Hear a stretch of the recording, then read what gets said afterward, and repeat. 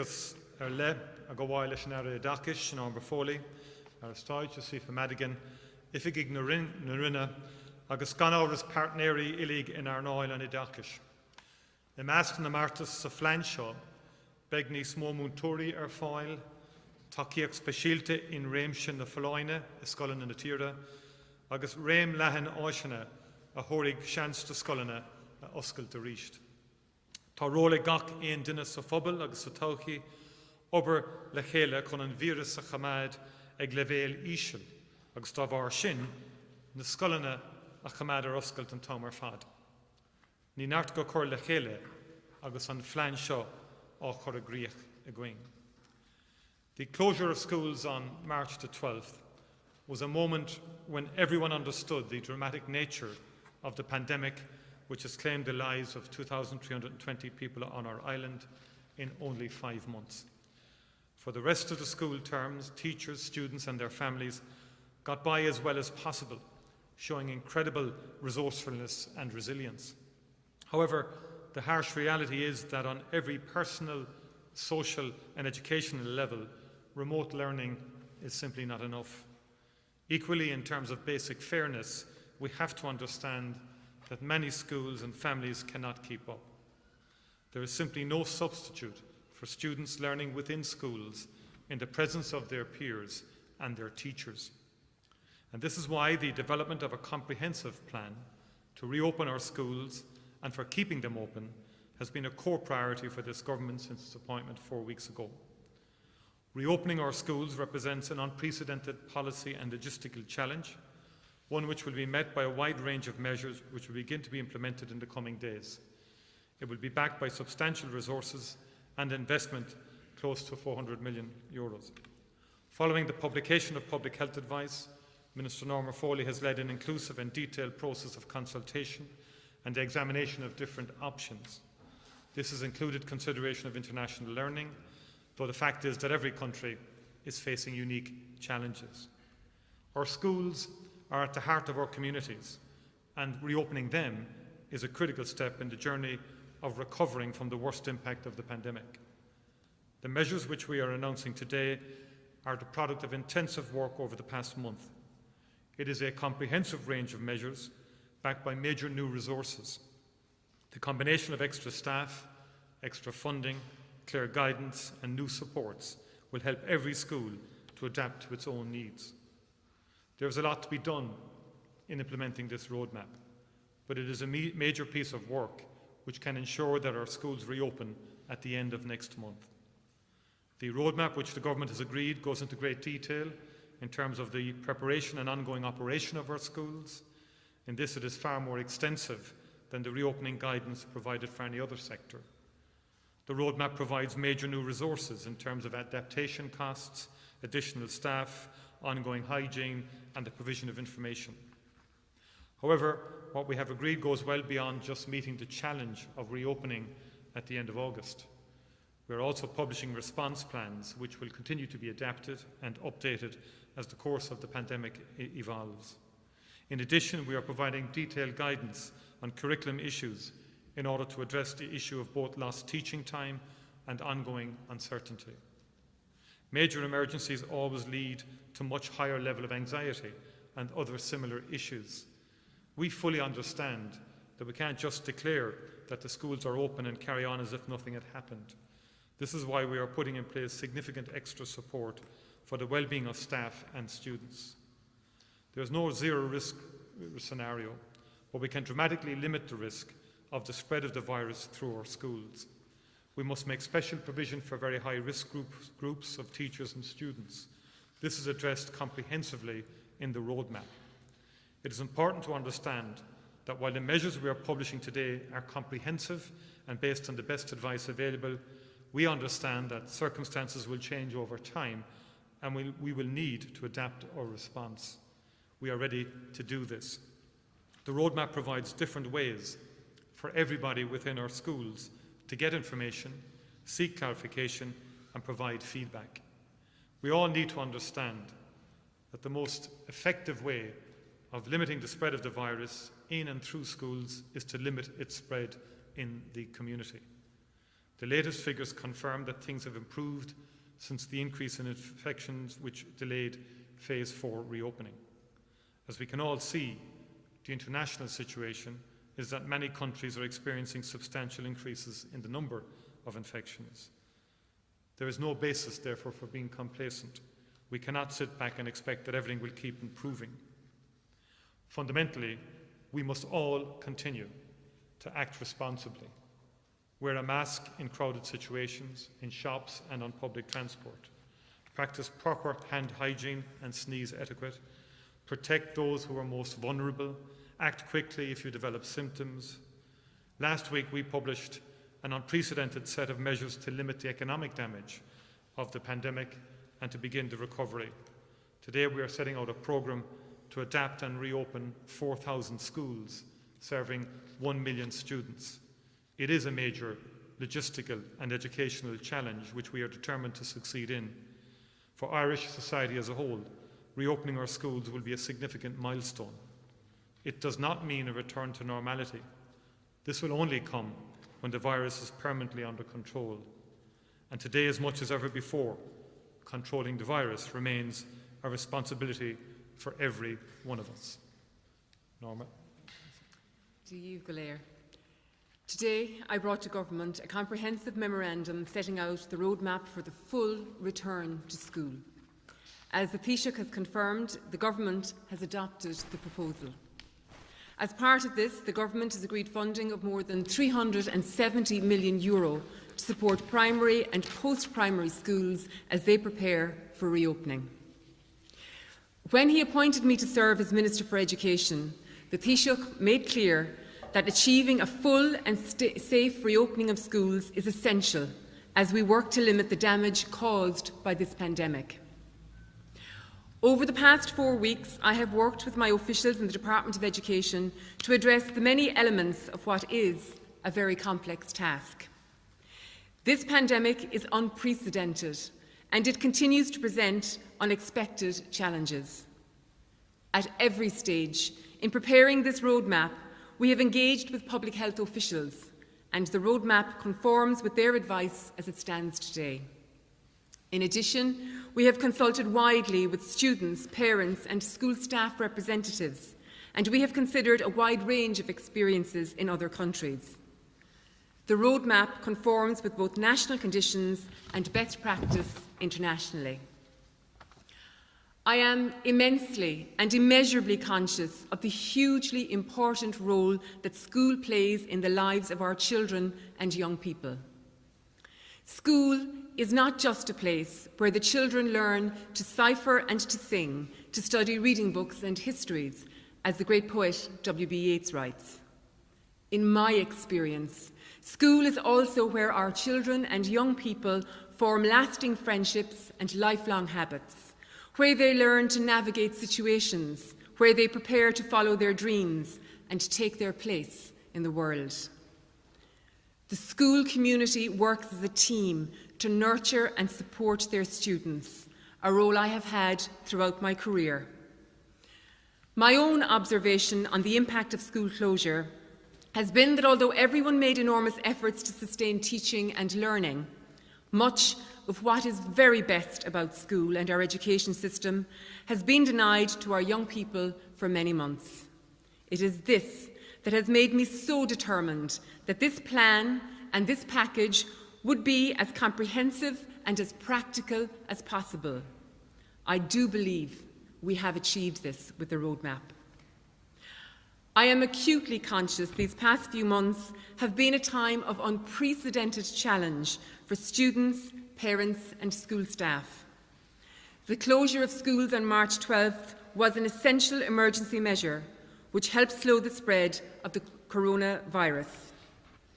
Reopening the schools is not just an administrative challenge.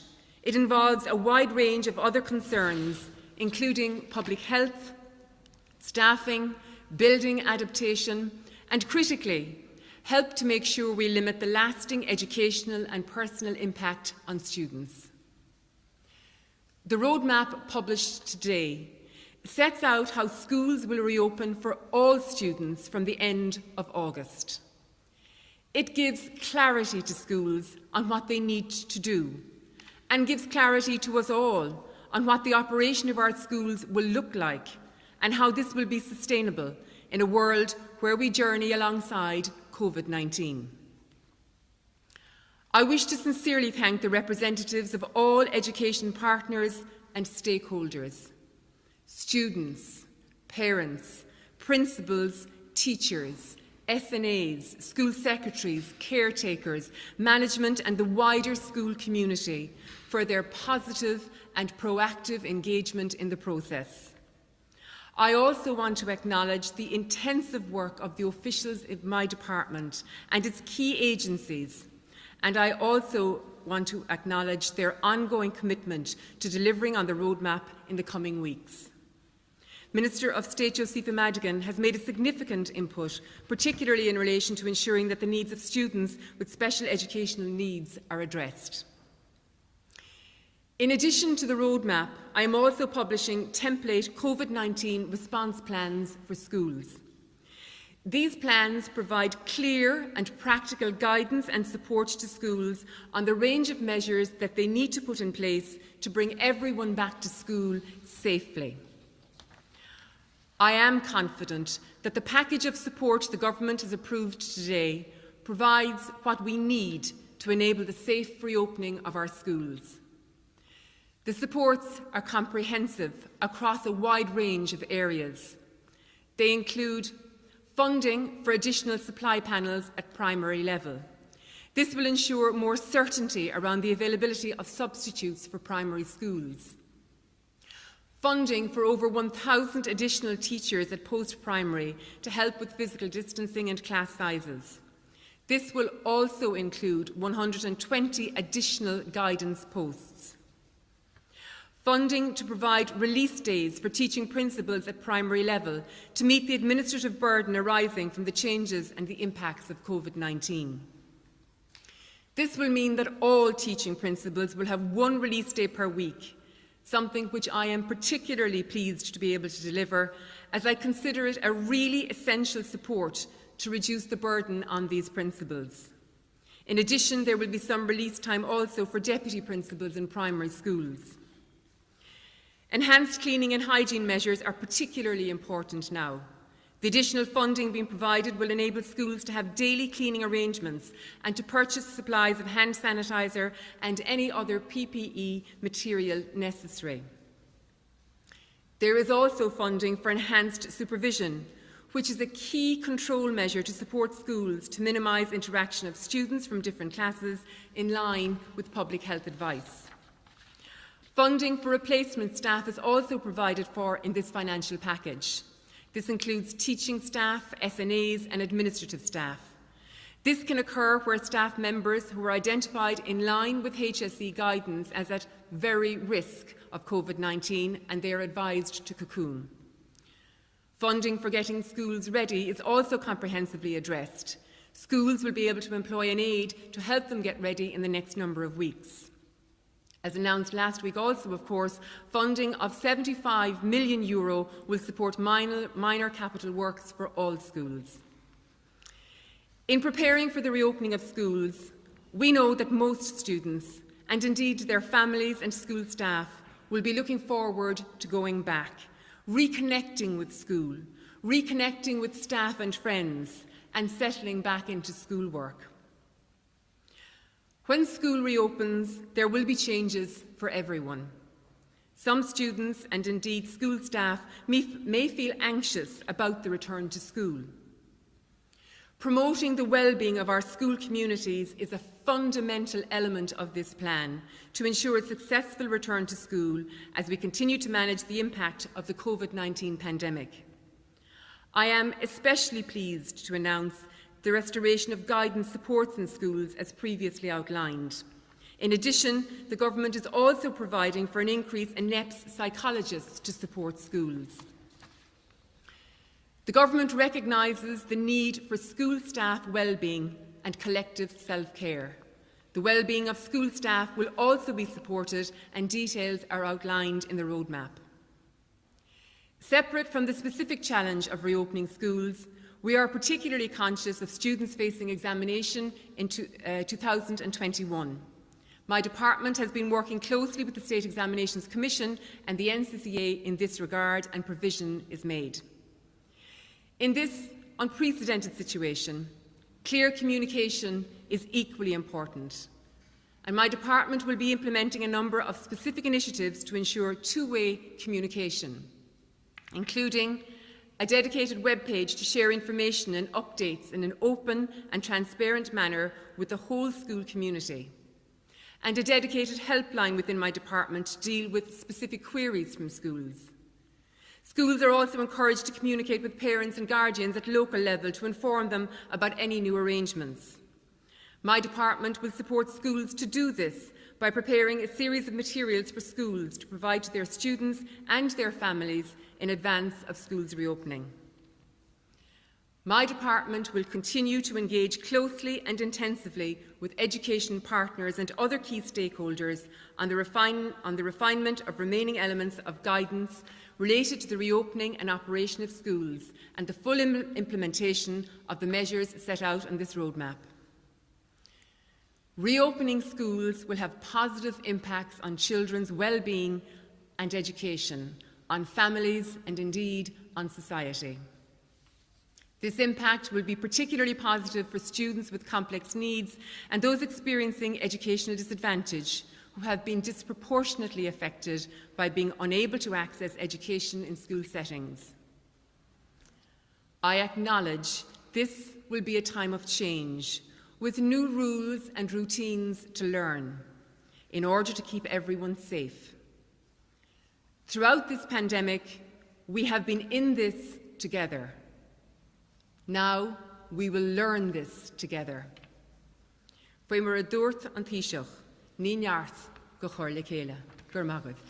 Thank you, Norma. Josepha. Hishuk Ara, as renowned physician and educator Dr. Maria Montessori said, "Free the child's potential and you will transform them into the world." And as Minister for Special Education and Inclusion, I have worked with Minister Foley and with other government colleagues to advocate for children with special educational needs and to ensure that they receive the supports they require in order to make a successful return to school next month. All children, including those with special educational needs, will benefit from the range of additional supports being provided. These include over 1,200 additional full-time education teachers, additional release days for principals, enhanced cleaning and hygiene measures, and a substantial capital investment to ensure buildings are fit for purpose in this new normal. And we are also making additional provision for special schools and special classes in recognition of the particular challenges that these schools and classes will face dealing with children with complex medical and care needs. And the Department is supporting the replacement of all absences of SNAs in school settings. With other non-teaching staff, provision has been made for an additional $14.7 million for the next school year. Additional NEPS psychologists, as Minister Foley said, will also be appointed to provide enhanced services to include the well-being of all of our special school communities. The Minor Works Grant at primary and post-primary level includes enhanced rates in respect of students in special classes and schools, and this will facilitate preparatory works to be completed in schools to facilitate reopening, such as refurbishment of toilets and reconfiguration of school spaces. And the additional per capita funding being provided for pupils in special schools and special classes recognises, I think, the additional needs that these pupils have and indeed the additional measures that schools may be required to take to support them. Special schools and schools with special classes where there is a teaching principal will receive 1 release day per week, and those schools with administrative deputy principals will be provided with 16 release days. Enhanced Covid-19 rates are payable in respect of students attending special schools and special classes which are attached to mainstream schools to assist with the extra cost associated with the cleaning of classrooms and provision of PPE. In relation to the Special Education Transport Service, funding supports will be made available to schools for the provision of masks or visors to school bus escorts where required. And as Minister, I'm very cognizant of the impact school closures have had on children with special educational needs, and it's important now more than ever to ensure that the voice of the child is at the centre of all our considerations. And the Department has issued guidance to schools to support continuity of provision, and we will be updating this guidance in the event of localised school closure. The summer provision programme, as we know, for children with special educational needs has also been very well received. Approximately 24,000 of these children are availing of the Department's supported provision, and I believe this will actually help those children in their transition back to schooling. And I know that these children and their families will require particular support at the time of transition back to school, including supporting their well-being, reducing potential anxiety and planning learning experiences that take account of the effect of the school closure on their progress. As a society, we must also not forget that some children who have complex or special educational needs may not be able to return to school at the end of August because the relevant public health guidelines indicate that they are at very high risk. And these student schools will provide additional supports for these students through designated teachers from within the staffing resources of the school. And schools will of course have discretion to manage and redistribute their teaching support resources in order to best meet the learning needs of their students who are at very high risk of Covid-19. Since my appointment as Minister for Special Education, I've met a wide range of stakeholders who support these children, and in that time I've been struck by the huge dedication and commitment they bring in advocating for these children with additional needs, and I will continue to meet with these stakeholders over the coming months. And I'm determined to continue to work with these groups to ensure that these children with special education needs are supported to participate in school and achieve their ambitions. And I'm the very first dedicated Minister in the area of special education. I will continue to advocate for children with complex needs. Thank you. I just wanted to ask about the additional resources in terms of teachers. There's some big headline figures there of nearly 1,000 teachers. Where exactly are we going to find all these teachers? Are we going to be looking at hiring or asking retired teachers to come out of retirement to fill those vacancies, or where exactly are those figures going to come? And also, I have a question just on the PUP, but you might take that after. Okay. You can take it. Okay, yeah. Just in relation to the 1,000 additional posts, that's for post-primary school. There are additional posts at primary school. That would be the substitution panels that have been set up. And just to give a little bit of background on that one, there have been 6 very successful pilots run in terms of the primary school, in terms of putting in place year-long contracts for primary school teachers who would make themselves available readily to substitute in situations where heretofore in schools you would have had a situation if a teacher happened to be out, that the students could be divided into different classes. Under Covid-19 measures, that's not possible now. So that particular substitution panel that's been rolled out nationally will cover that, and there is no shortage of availability of primary school teachers. In relation to the 1,000 posts that you speak of, I do appreciate there are further challenges at second level, but that is something that I have been very aware of. And so, for example, there's a suite of measures and resources that we're looking at in terms of the additional staffing there. Currently, there are 1,300 teachers who are job sharers, and for the first time we will lift the bar that would have been on them to do additional hours within school, which will go some way towards meeting the needs that might be there. Equally so, there are 2,000 teachers who are currently registered with Teaching Council but not working in the education sector, so we will be looking at that as a resource. Equally so, I'm conscious that there are 300, for example, teachers who have trained in the UK, and we will look at speeding up their Teaching Council requirements to facilitate them returning. So there's a whole suite of measures that we are looking at. We're very conscious of it, but we're very confident that we can meet that package. Okay. We'll take education first, we can go back later. Can I just ask, could you just outline what, in terms of schools of primary and secondary, the actual social distancing guidelines are going to be, and what is going to have to be observed there, and also what actually happens if there is an outbreak? Is it going to be entire classes going home if someone has it there? Is it going to be just the pods, or how is that going to work? Okay. Well, again, everything that is in the roadmap is on the basis of the public health advice that has been provided to us. So the public health advice in terms of primary schools would suggest that children in the first 4-year groups, so junior infants, senior infants, first and second, that social distancing is not a prerequisite.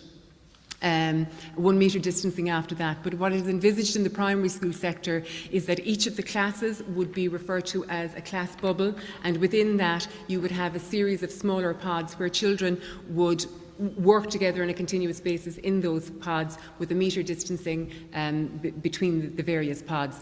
At second level, there is, again, public health advice recommends a 1 metre distance between desks or students, and just in relation to that, I suppose there's an acknowledgement that that will demand, both primary and second level, perhaps considerable reconfiguration of classrooms and the stripping away maybe of extra materials that are in classrooms. So the €75 million package that's been made available through the Minor Works Scheme is really to facilitate schools to reconfigure their space within a classroom, also to reconfigure other wider spaces within schools which might be general purpose areas, assembly areas or whatever. Whatever need is identified or whatever capacity is identified on the ground to meet the guidelines as set out. And just in relation to if there were an outbreak in the school, as part of the roadmap, there is a dedicated, designated individual within each school who will be the lead worker responsible for COVID-19 management within the school. So there will be, there's a definitive plan worked out within each school. There will be an isolation area. There will be a route to that isolation area. And should a child feel unwell, they are taken to the isolation area. Contact is made with their parents, guardians, to come and collect them. The child is tested, and at that point, if the child is positive, public health comes in, and the contact tracing and all of that is done by public health, and on the advice of public health, the necessary steps will be taken. That may well envisage, for example, that the class would be the class that would be asked to go into self-isolation. It's very clear that, you know, depending on how it happens and in what context it happens, that the situation can be managed to best meet the health and safety of all concerned. That each case or each outbreak that is identified will be dealt with on a case-to-case basis, so it might be one pod rather than a whole class? Well, it could well be the entire, for example, it could be in a class of, in the primary school, it might well involve that single class, but the rest of the school might well be in a position to continue. But that judgment, I would absolutely have to say, will be made by public health. If you read the roadmap, it's interesting. I mean, they talk thematically about balance and the application of common sense. There's a degree of local autonomy built in, given our school structures, and every local situation is different. But public health then informs the actions that would be taken in any given situation. How are you doing? Question to you, Taoiseach, and also to the Minister. We've had Garda vetting in place for many years now in relation to teachers and anybody in charge of our children. However, many retired teachers or others who might be invited in now to assist wouldn't have Garda vetting already or automatically. What is the position there? Has the requirement been relaxed, which might give concern to parents? Secondly, are there insurance implications with the movement to perhaps sites off school or outside the normal campus? Have discussions been held with the insurance companies to ensure that is covered and that children are not at risk? And finally, a small housekeeping matter in relation to how many pupils are there who would not be able to return despite all the efforts made, who are especially at risk and who will have to have a sort of an outreach from the school? How many children are we talking about in that regard, please? Well, I think, first of all, the last question, I don't have a specific number, because obviously that will be determined as things evolve. In other words, parents will contact schools in individual situations, but measures have been put in place whereby the school and supports would be provided for home-based learning, for example, and that would be resourced in the case of where certain children who would either be immunocompromised, for example, or who may have special health conditions, would not be in a position to attend a school, that they that they would be provided for. And I think each school will have an idea in terms of its own cohort of students, how many are involved there. Do you want to take the Garda vetting question? Yeah, just again, I suppose just to reiterate what the Taoiseach has said there, the students are at the heart of everything that we do in the education sector. That's why all of us who work in the education sector are there in the first place. So in terms of Garda vetting, there will be absolutely no question that no one will be on campus unless they have been Garda vetted. I did say that there are a suite of measures in terms of teachers who are currently registered, all of whom will be Garda vetted. But if there is an instance where someone is not Garda vetted, they will not be on campus until they are Garda vetted. That is, as I say again, at the heart and at the centre of all we do is the student, and that will continue to be the case, and the safety and well-being of the student will be hugely important. Hundreds of people at the same time, maybe a slight diminution in standards of the vetting or the checking that's going on, or that conversely, if there's an intensity of vetting, that there may be delays in getting teachers that are badly needed. No, as I say, I'm confident that there are many teachers already there who are currently Garda vetted. We say new teachers that are coming on screen, they're already Garda vetted through their process of already engaging and working with the schools. But again, I'll reiterate, if there is an issue, that will be managed with the Gardaí, in that there will be a very fast turnaround of Garda vetting, and we will continue our discussions with them to ensure that that will happen. But again, I cannot emphasise enough, Garda vetting will be a prerequisite for anyone to be on campus, because it's all about the safety of the child. And my understanding is about 80% of Garda vetting are turned over in 5 days, and we're looking at 1,000 extra teachers. I think it's manageable. And I think in terms of the ongoing or additional cost that might emerge, I mean, there's a capitation provision in here that's quite generous to the schools to meet additional operational costs that could arise, such as insurance, as you've alerted to. Not to my knowledge, but I wouldn't, not to my knowledge. No.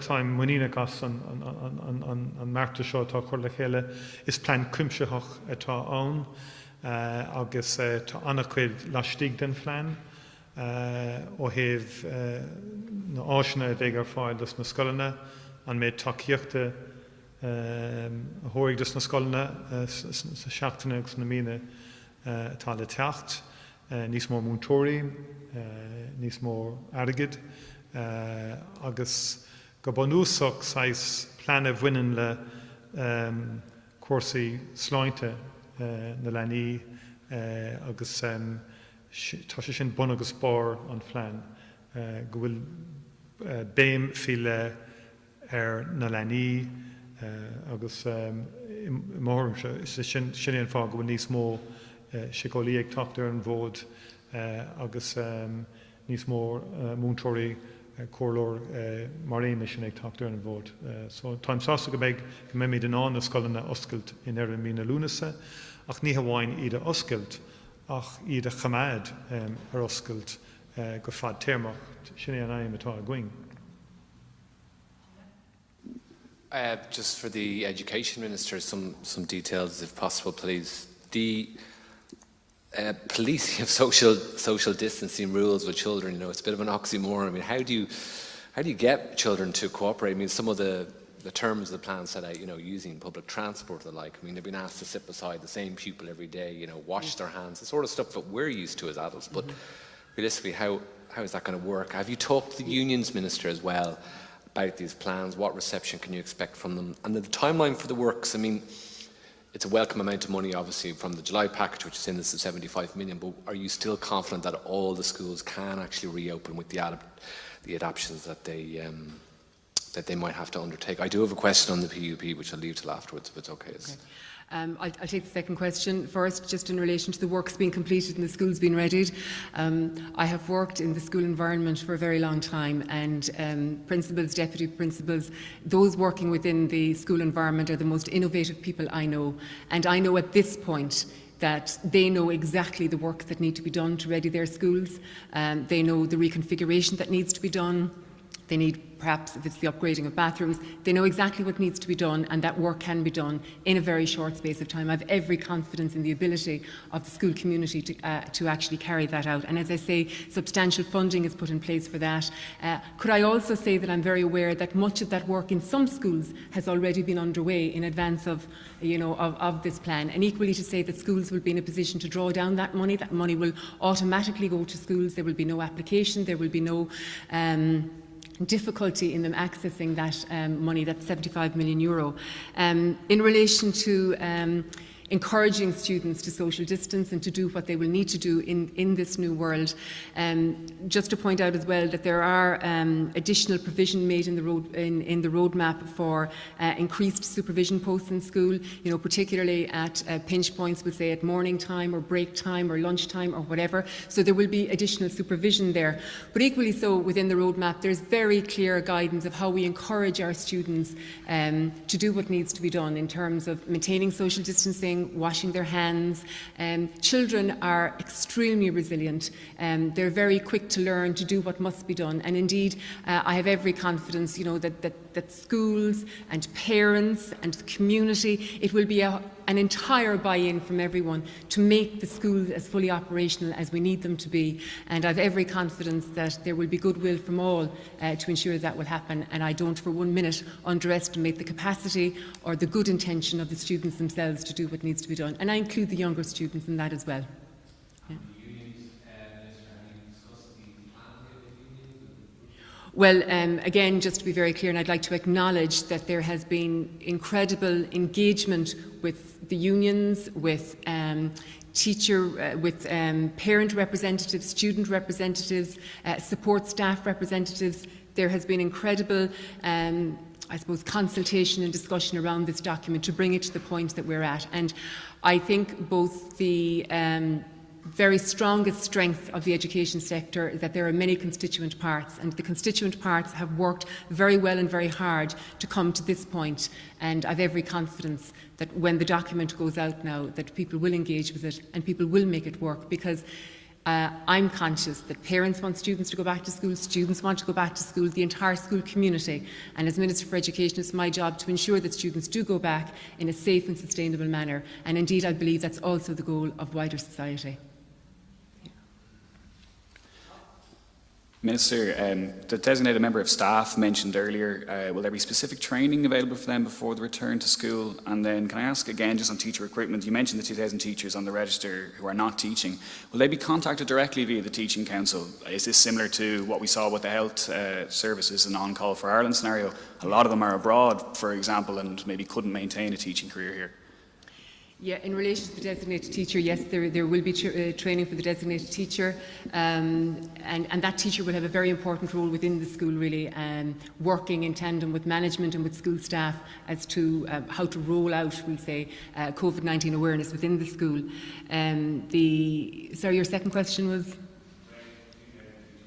The 2,000 teachers. Yes, there is a general call out, but could I say to you, there are also the teachers who are already in the system currently, who are working at either reduced hours or working in job sharing hours. They're automatically on site, and school principals will already be aware of them and maybe the scope to increase their hours. The 2,000, absolutely, who are registered with the Teaching Council, we will be making a call out there. Particularly, there are certain subject areas that are more demanding than others, and I am confident, because we have looked at all options, that you mentioned specifically teachers maybe who were working abroad. Many teachers who are working abroad have come home now, and perhaps it would be their intention not to go abroad. So there's a variety of streams that we are looking at, and I'm confident we can meet the numbers that are required.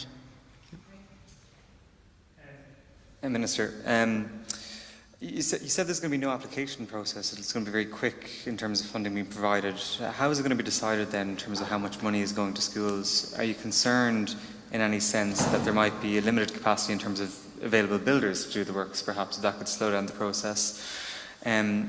Also, how will extracurricular activity like sports play out? Will kids from different pods be able to play together and things like that? Yeah. And Minister Madigan, On SNAs, I understand that if you're Garda vetted as an SNA, you're attached just to one school, whereas if you're a teacher, you can travel to different schools. Has that been taken into consideration in terms of potentially having to move a lot of SNAs around the country? Just in terms of the €75 million, that's on a sliding scale on the basis of the number of students that are in the school. I have every confidence that that money will be expended and expended well by the principals. I have no doubt that schools would have had would have worked with local builders or whatever for whatever works needed to be done. These won't necessarily be huge works. These would be small works that have the potential to be transformative within the school. So I don't have any worries in relation to that. In relation to extracurricular activities, whether it's music or sport or whatever, there are specific guidelines. For example, we say in terms of music that rooms would have to be well ventilated, that the social distancing would operate. And in terms of sport, I think we've got very good guidance really from sport is already up and running. Children are engaging in summer camps in terms of sport and all of that. But each school will make their own decision as regards the types of sports that they will initially engage with. They may well choose that it will be single sports, whether it's athletics or whatever, but the schools will have the autonomy to decide that programme and venture forward from there. Yeah. There's a lot of schools to get through. If some school doesn't get through all the work on time, will that lead to a delay in that school reopening? Or partial even reopening of it? Right. Well, as you would be aware, there's a certain autonomy with schools as regards their start date, but they still have to do their 183 days, their 167 days. So schools invariably move between the last few days in August, the first few days in September, and that flexibility is still there. But I want to be very clear that schools will reopen as their normal pattern would be at the end of August or the start of September. I do not envisage that there will be any delays. I think schools will be well able to manage to ensure that they would open on a part of what is normal for them. And that reassurance is very important to parents. Yeah. I would be very doubtful. That will not happen. It's normally within a few days. Some schools will open on the 27th of August, some will open on the 28th, some may well open on the 26th. But that's just a day here or there, and that has always been the opportunity in education, and I will not be removing that opportunity, but there is an understanding that it will be as close to the norm within those couple of days as normal.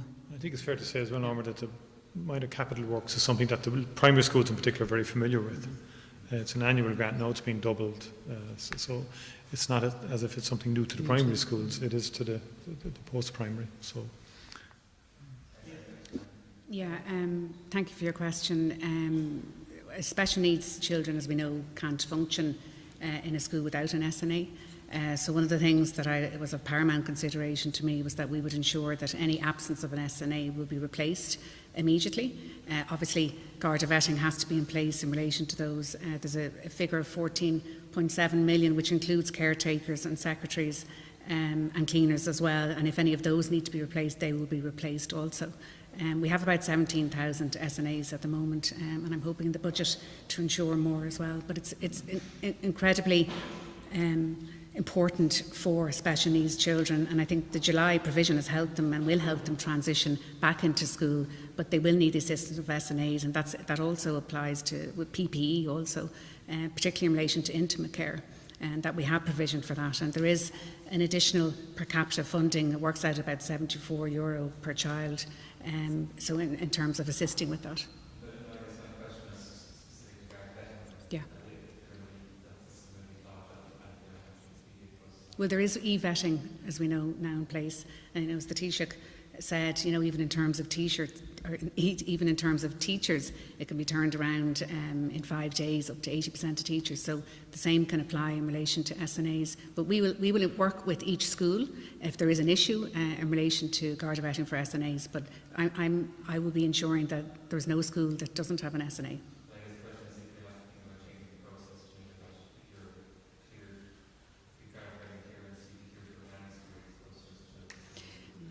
That is something that will have to be worked out between the department and school. We'd have to be satisfied that is the case, and obviously the responsibility would primarily rest with the school to ensure that, but we will be double checking everything.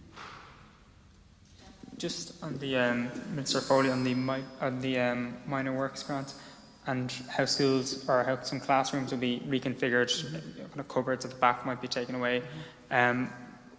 What about cases where that isn't going to be enough to make the classroom compliant with the 1 metre distancing between the desks? Is there any, I suppose, thoughts going into prefabs for schools that can't, whatever with their current circumstances, and no matter what way they rearrange their current classrooms, can't adhere to that 1 metre distancing between desks? And I mean, is there any, I know you have to have planning permission for prefab units, is there any, I suppose, thoughts underway about some kind of derogation for schools at the moment? Or Well, what we're asking schools in the first instance, as you say, is to maybe look at their individual classrooms and to reconfigure them, declutter, if you like, and see if there's potential there. And there will be in lots of instances. There's also the facility, where, timetable at second level, timetabling can be changed, larger groups into bigger classrooms, and so on and so forth. But there's also other initiatives where we're asking schools to look at the entire campus and see within the school campus if there are spaces that can be, as I've said earlier, general purpose space, assemblies or whatever, that they can be used. And then outside of that, if necessary, we're asking them perhaps maybe to look at, other areas with, very close to the school or whatever. It might be a parish hall or whatever, but I don't necessarily envisage that. I would see that as the last line rather than the first line. I think schools will have the capacity to reimagine, if you like, the school building as it currently exists, and to redesignate and repurpose classrooms and appoint classrooms to meet the needs of the sizes of any given group within that. Taoiseach, just on the issue of the PUP payment, a lot of confusion seems to have taken place overnight in terms of the department's website, particularly changing some of the criteria. So perhaps you might be able to clear up some of the issues. Basically, should you be actively seeking work if you're on the pandemic unemployment payment? And what exactly are we saying here to pub workers, nightclub owners, DJs? Are they being told now that if they are on that payment, they should be actively seeking work, even though it is the government essentially that has shut down their business? Well, first of all, I think my understanding in terms of what transpired is that there was a regular compliance checks are ongoing at airports, even before the pandemic and since. And clearly, in respect of the pandemic unemployment payment, the overall and overarching advice has been consistently not to travel, and the safest thing is not to travel, and all efforts across the board have been with a view to reducing the amount of travel out of the country, and that's the context in which these measures have taken place. Obviously, anybody on a welfare payment seek work. That in itself as a principle isn't new. Obviously, in terms of the pandemic unemployment, there have been sectors that have been closed down, which some are awaiting reopening. But obviously, if people can seek alternative employment, they seek it. But we would, in some instances, obviously, particularly in terms of the deferral of phase 4, for example, whether we're in a position to look at that again for the 10th of August is something that's under consideration. But I think overall, though, on welfare payments, on job seekers and so on, people are obliged to seek work whilst on the payments.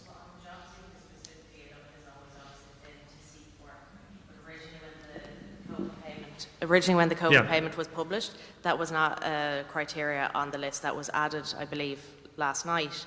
So you can understand why people who we've been told to link in with their employers, stay in touch, that your job is hopefully there, back open in August.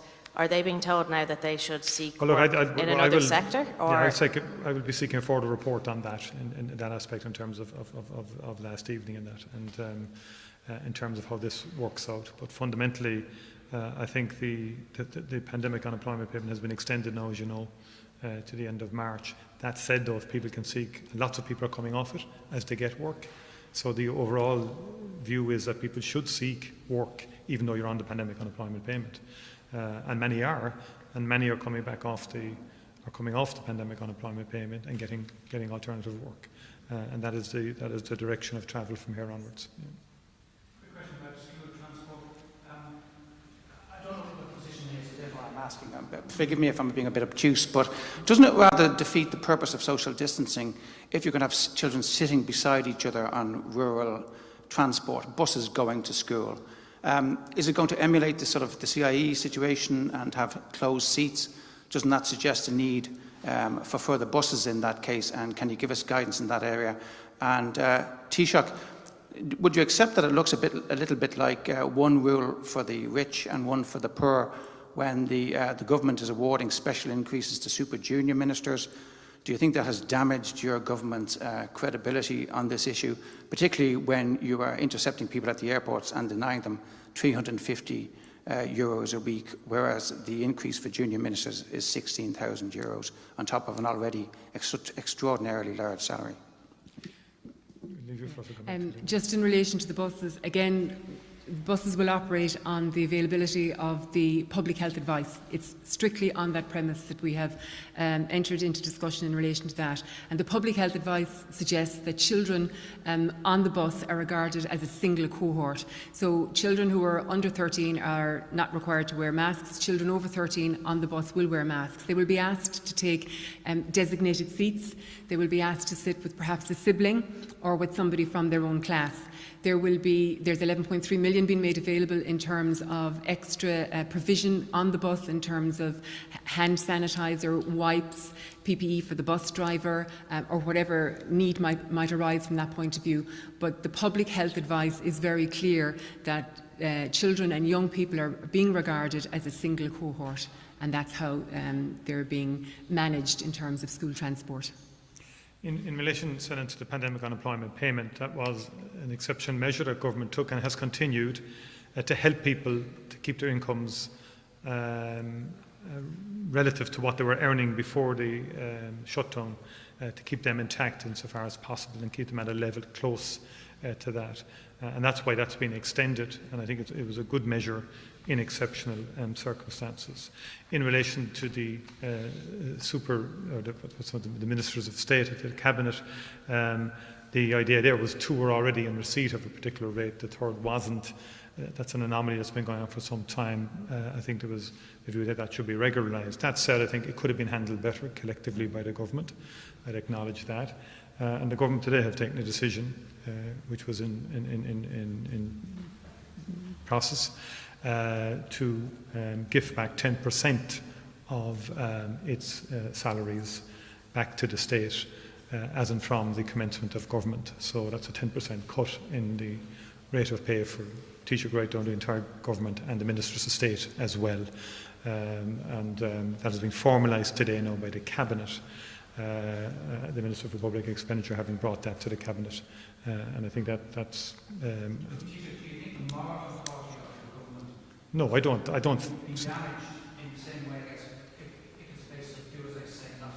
Well, no, we've now.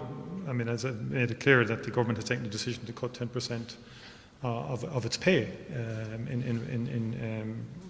across the board, and I think that's an important measure to have taken. You mentioned you're commissioning a report. What exactly is it? No, I'm not commissioning a report. Well, you said I just want to get a.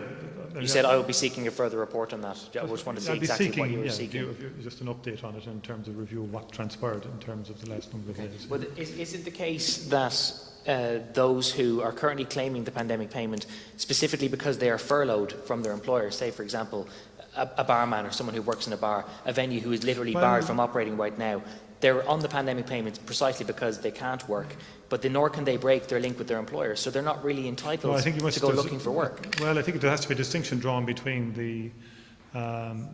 both the wage subsidy scheme and the pandemic unemployment payment. But as things go on, I mean, that's going on until the end of March, the pandemic unemployment payment. I think people should seek work, alternative work, whilst on the pandemic unemployment payment, and many are getting employment. Hence, the numbers have been coming down steadily over the last number of months. And ultimately, where we want to be is in a situation where we can create alternative work through the activation measures that were announced last week in the July stimulus. We're up to 200 million between labour activation and third level places, because we do really have to reorientate the economy, and we have to create employment opportunities in some sectors. And people on the pandemic unemployment payment will be able to, obviously, we would want them to seek those jobs out and to get those jobs.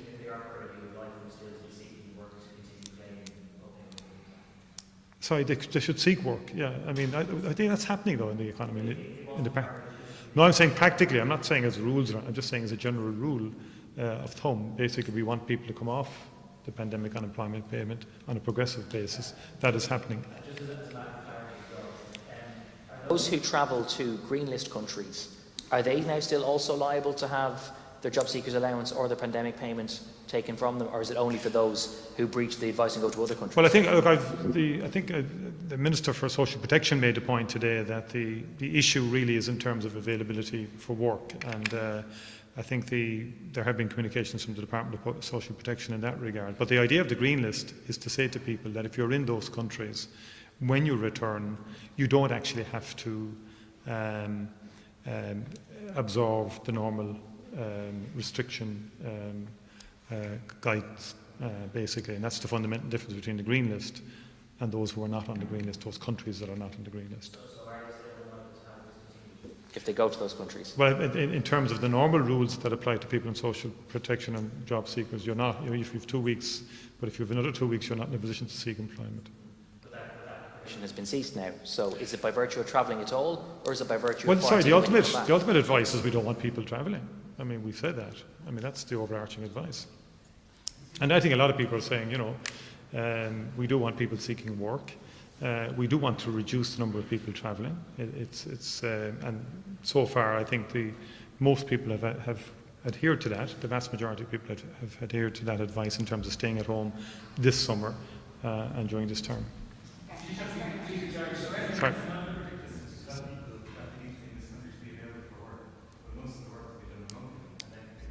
Sorry?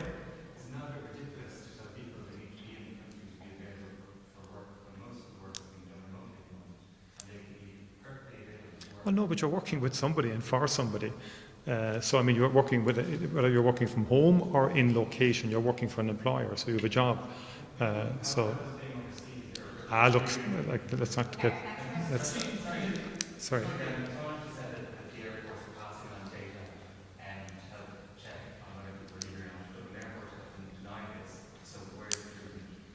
Sorry, I didn't hear what the Taoiseach said in relation to that. I got it checked. Yeah.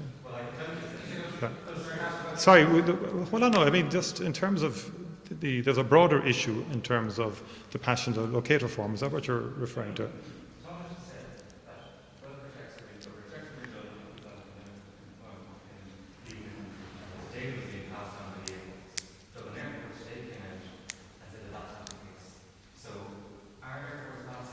I'm not aware of that. I'm not aware of the situation in terms of the specifics of this case in terms of airports passing on information in relation to people on the pandemic unemployment payment. I'm not aware of that. You took the decision today, Taoiseach, to reduce cabinet salaries across the board, including for junior ministers and super junior ministers. Can you tell us what lay behind that thinking? And do you accept the government has been damaged by the controversy over? Well, we had decided upon that. The three leaders had decided that some weeks ago in terms of that we would take it across the board 10% cut, and the memo was brought in today. Okay, thank you very much. Thanks.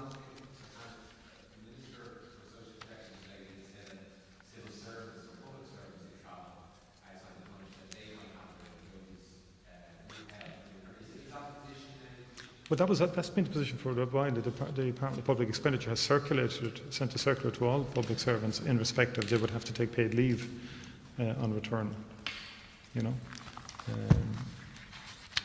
All right. Thank you. Thank you very much indeed.